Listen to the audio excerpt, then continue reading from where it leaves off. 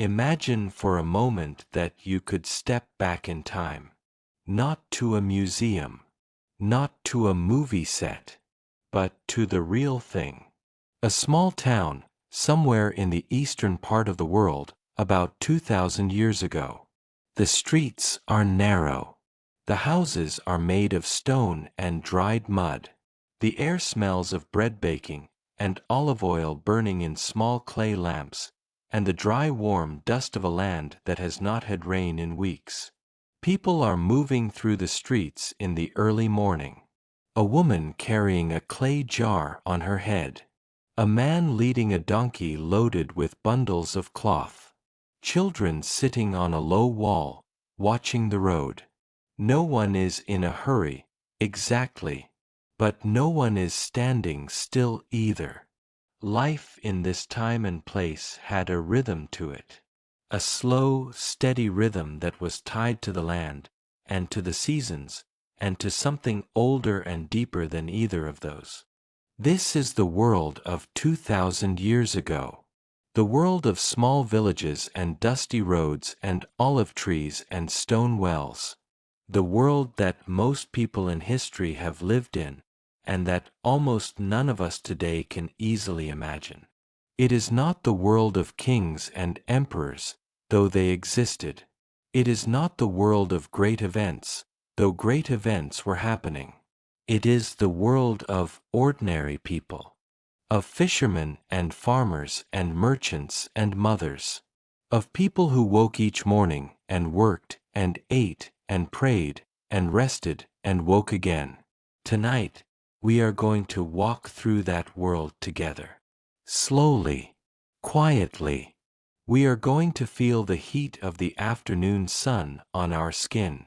We are going to smell the bread and the oil and the dust. We are going to sit for a while in the shade and listen to the sounds of a life lived 2,000 years ago. So get comfortable now. Let your body settle. Let the day behind you grow distant. Now turn your phone screen face down. Follow me now to help the channel, and relax completely. Let the world of 2,000 years ago come gently forward, soft and warm and still. The day begins before the sun rises. In almost every home in the village, someone is already awake in the last darkness before dawn. Usually, a woman. She rises carefully, without waking the others, and moves through the dark room by memory. She knows where everything is. The clay water jar near the door. The flat grinding stone in the corner. The small oil lamp on the shelf, which she lights with a piece of flint, coaxing a small flame into being. The flame is low and warm. It lights the room just enough. She begins to grind grain. The sound of it is slow and steady, a low rhythmic scraping that has been the sound of morning in this part of the world for thousands of years. She works quietly, without rushing. There is something almost meditative about the movement. Back and forth, back and forth. The grain slowly becoming flour beneath her hands. Outside, the sky is beginning to change. The deep black of night is giving way to something softer. A dark gray. Then a lighter gray. Then, along the eastern edge of the hills, the very first pale gold. The village is waking up. Other sounds begin to join the grinding. A baby crying briefly, then going quiet. A rooster somewhere across the village, doing what roosters do. The soft movement of animals in the small enclosures beside the houses, where goats and sheep and donkeys were kept. The homes in this world were simple. Stone walls, thick enough to keep the heat out in summer and the cold out in winter. Floors of packed earth, sometimes covered with woven mats. A single main room where the family lived, ate, and slept together. Wealthier families might have a second room, or a small courtyard with an olive tree or a fig tree growing in the center. But most people lived simply. and they did not think of their homes as lacking anything. This was simply how homes were. The roof was flat and important. In the evenings, when the heat of the day had passed, families would climb up to the roof to sit in the cooler air. They would eat their evening meal up there, and talk, and watch the stars come out. The stars in this part of the world, 2,000 years ago, were extraordinary. Without the lights of cities, without anything between the eye and the sky, the stars were dense and bright and close-seeming. People knew the stars well. They navigated by them. They marked the seasons by them. They told stories about them that had been passed down for generations. But we are still in the early morning. Let us stay there for a while. The bread is being made now. The flour the woman ground is mixed with a little water and salt, and a small piece of old dough saved from yesterday's baking, which helps the new dough rise. She kneads it with her hands, pressing and folding, pressing and folding. The dough becomes smooth under her hands. She sets it aside to rest while she attends to other things. The children are waking up now. They sleep on mats on the floor, covered with a single wool blanket. They rise slowly, blinking, stretching. The youngest ones are still warm from sleep, their hair soft and tousled. The morning meal is simple. Bread, still warm from the stone hearth. A little olive oil to dip it in. Perhaps some olives, or dried figs, or a small amount of soft white cheese made from goat's milk. They eat together, sitting on the floor or on low wooden stools. The meal does not take long. It is enough to start the day. Then the day's work begins. In this time and place, almost everyone worked with their hands. The kind of work depended on where you lived and what your family had always done. If you lived near the sea, you were probably a fisherman. The fishing families woke even earlier than the farmers, before the sky had any light at all, and went down to their boats in the dark. The boats were not large. Wooden, hand-built, wide enough for a few men. They rowed out into the water, or raised a small square sail if the wind was right, and they set their nets. The work of fishing was slow and physical. Casting the nets, pulling them in, sorting the catch, mending the nets when they tore. It was done in teams, usually families or groups of families who had fished together for generations. There was a rhythm to it that matched the rhythm of the water. The gentle rise and fall of the boat. The sound of the oars. The slap of water against the wooden hull. The calling of birds overhead in the growing light. If you lived inland, you were probably a farmer. The land in this part of the world was not all the same. Some of it was good and fertile, near rivers or in valleys where water gathered. Some of it was stony and dry, climbing up into the hills. The farmers knew their land the way they knew their own hands. They knew which fields held water longest after rain. They knew which slopes got the most sun. They knew which seasons to plant and which to harvest.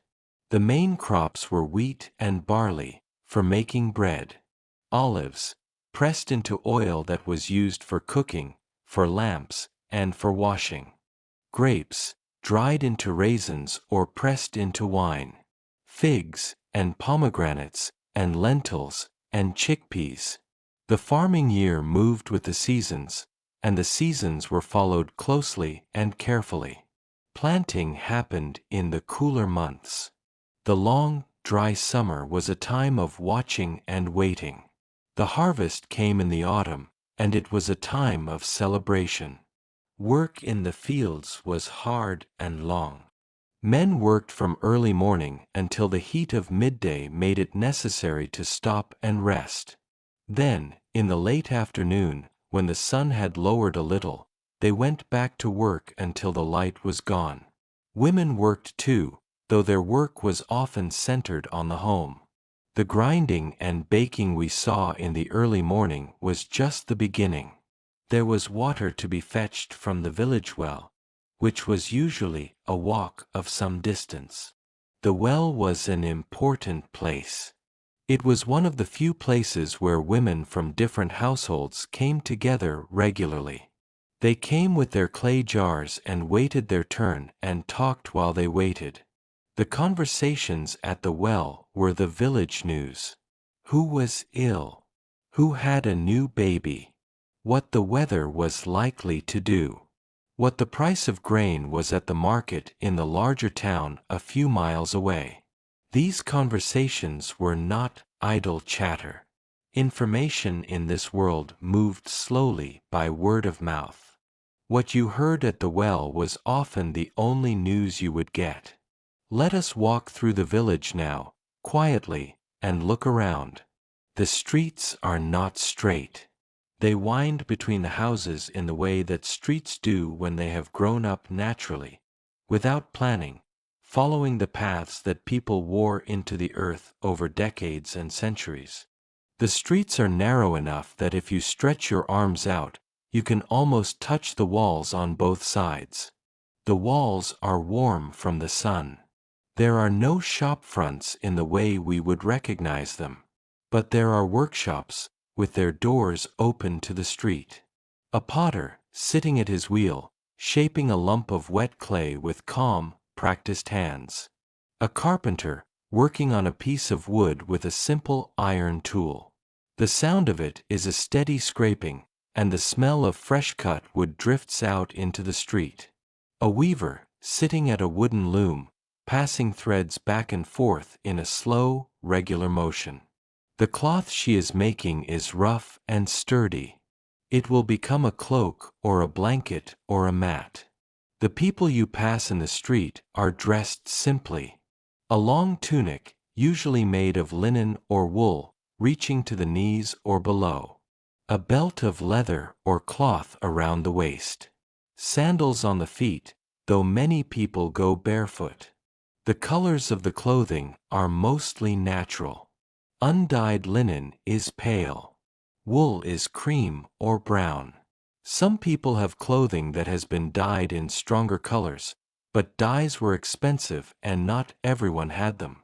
Over the tunic, when the weather was cool or when going out, people wore a larger piece of cloth draped over the shoulders and wrapped around the body. This outer garment could serve as a coat during the day and a blanket at night. The market day was important. In the larger towns, there was a market once or twice a week where people came from the surrounding villages to buy and sell. The market was loud and busy by the standards of daily life. Merchants called out. Animals made noise. People argued pleasantly over prices. Children wove between the adults' legs. You could buy almost anything at the market. Fresh produce, dried goods, cloth, pottery, metal tools, oil, salt, which was precious and important and sometimes used almost like money. You could also have things repaired at the market. A broken sandal, a worn piece of cloth, a cracked pot, and you could hear news. The market was where information gathered and spread. Travelers who had come from other towns would share what they had seen and heard. Stories moved from person to person, growing and changing slightly with each telling. In the middle of the day, the village grew quiet. The sun was at its hottest. The stone walls of the houses radiated heat. The dust in the streets seemed to shimmer. People retreated indoors, or to whatever shade they could find. The old men sat under a tree near the center of the village, not talking much, just resting in the relative cool. Dogs lay flat in the shade with their tongues out. The children, who had been working or helping with chores since early morning, were allowed to rest. Some of them slept. Others sat quietly, talking in low voices or playing simple games with small stones or sticks. This midday rest was not laziness. It was practical. Working in the full heat of a summer afternoon in this climate was dangerous. The body needed to rest and recover. And it was during these quiet midday hours that some of the most important conversations happened. People talked. They told stories. They passed on the old knowledge, the things that had been known for generations. How to read the weather. How to treat a sick animal. What to do when the well ran low. The elders of the village were respected not because of their position, but because of what they knew. Their knowledge was the village's memory. Without it, important things would be lost. As the afternoon slowly moved toward evening, the village came back to life. The work resumed. The farmers returned to their fields. The fishermen, if they had gone out again, came back to the shore to sort their catch and prepare for the next morning. The women began preparing the evening meal. This was usually the larger meal of the day. A pot of lentils or beans simmering over a small fire, seasoned with oil and salt and dried herbs. Bread, of course. Perhaps some dried fish. The smell of cooking filled the narrow streets in the late afternoon. Wood smoke and olive oil and something warm and substantial drifting from every doorway. The evening meal was eaten together, the whole family, sitting close. The food was shared from common dishes. No one had their own plate, exactly. You tore off a piece of bread and used it to scoop up food from the shared bowl. After the meal, the family often went up to the roof. The air was cooler up there in the evening. They sat and watched the light change over the hills. They talked quietly. Sometimes a neighbor would come and join them, and the conversation would expand and slow down, the way conversations do in the evening when there is nowhere to be. The light faded gradually. The gold of sunset deepened to orange, then red, then purple, then blue. And then the stars. In the quiet that settled over the village at night, the stars were the whole sky. Every window of dark space between them filled with light. The great slow river of the Milky Way visible from horizon to horizon. People knew what they were looking at. They had names for the patterns. Stories that went with them. Ancient stories that explained how those patterns came to be. The prayers of the evening were said quietly, in each home separately, or sometimes together as a family. Faith was woven into daily life in this world in a way that is hard for many of us to fully understand now. It was not separate from daily life. It was daily life. The first grain of the harvest was offered before the rest was used. The bread was broken with a blessing. The beginning and ending of the day were marked with prayer. God, or the divine, was not a distant idea. It was present in the water and the grain and the oil and the bread. Present in the birth of a child and the death of an elder. Present in the rain when it came and in the dry earth when it did not. For the people of this land, the world was alive with meaning. Nothing was simply itself. Everything pointed to something larger. The night deepened. The lamps in the houses burned low. They were small clay lamps, filled with olive oil, with a wick of twisted flax. They gave a soft, warm light that reached only a few feet in any direction. By their light, people did the last small tasks of the day. Mending a piece of cloth, checking on the animals, feeding the baby one last time. Then they lay down on their mats. The whole family together in the single room, or sometimes on the rooftop if the night was warm and clear. They lay close to each other. The children between the parents. the grandmother or grandfather nearby. This closeness was not crowding. It was comfort. It was warmth in winter and company in the dark. The night sounds of the village settled in. An animal shifting in its enclosure.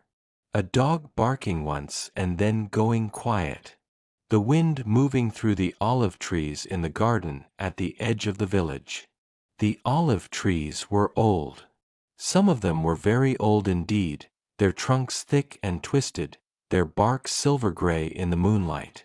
Olive trees live for an extraordinary length of time. Some of the trees that stood in the villages and groves of this world 2,000 years ago were already ancient then. There is something deeply calming about an old tree. It has stood through so much. Seasons beyond counting. Rain and drought and heat and cold. It has given its fruit year after year and asked nothing in return except water and earth and light. Looking at an old olive tree in the moonlight, it is easy to feel the deep patience of the world. The sense that most things, in the long run, find their way. The village slept. House by house, lamp by lamp, the light went out. The streets were empty. The only movement was the occasional passing of a cat or a dog through the shadows. The hills around the village were dark and still. The sky above was enormous. Far away, in the direction of the sea, a faint sound might have carried on the wind. The distant sound of waves. Or perhaps just the wind itself, moving across the open land. This was life 2,000 years ago. Not dramatic most of the time. Not filled with the great events that later got written down in books. Just this. Bread and water and work and rest. Children and elders. Morning and evening. The slow turning of the seasons. And underneath all of it, something steady and quiet. A sense that the world was held. That the days had meaning. That the small things, the loaf of bread and the cup of water and the lamp burning low, all of it mattered in some way that went beyond the practical. The people of this world did not have much by our standards. They did not have the things we tend to think of as comforts. But they had time. They had each other. They had the sky and the earth and the long, slow rhythm of days that came and went without hurry. And in the evening, sitting on the roof with the stars coming out and the air cooling and the smell of the days cooking still in the air, perhaps they felt something we find hard to find today. A sense of enoughness. A sense of being exactly where they were supposed to be. Let the village grow quiet now. Let the lamps go out, one by one, in the small stone houses. Let the streets empty and the sounds of the day fall away. The sky above the village is very dark and very clear. The stars are out in their thousands, steady and patient. A soft wind moves through the olive trees at the edge of the village. The leaves turn slightly and are still again. Inside the houses, the families are sleeping. The children are still. The elders are still. Everyone breathing slowly in the warm dark room. The oil lamp has gone out. Just a thin thread of smoke rising from the wick, and then that too is still. The night is very quiet now. The kind of quiet that only comes when a whole village has gone to sleep. When the work is done, and the bread is made, and the nets are folded, and the day is truly, fully over. And you, listener, you have walked through that world tonight. You have felt the warm stones under your feet and the heat of the afternoon sun and the cool of the evening coming down over the hills. You have smelled the bread and the oil and the dust. You have sat on the rooftop and watched the stars come out. And now the night has you, the same night that had those people 2,000 years ago. Wide and dark and warm. asking nothing of you now, only rest. Let your breath slow. Let your body be heavy and still. The stars are turning slowly overhead, patient as they have always been. The village is quiet. The lamps are out. The bread is made, the day is done. And you are resting, deeply, quietly, carried by the dark, and the stars, and the long, slow night.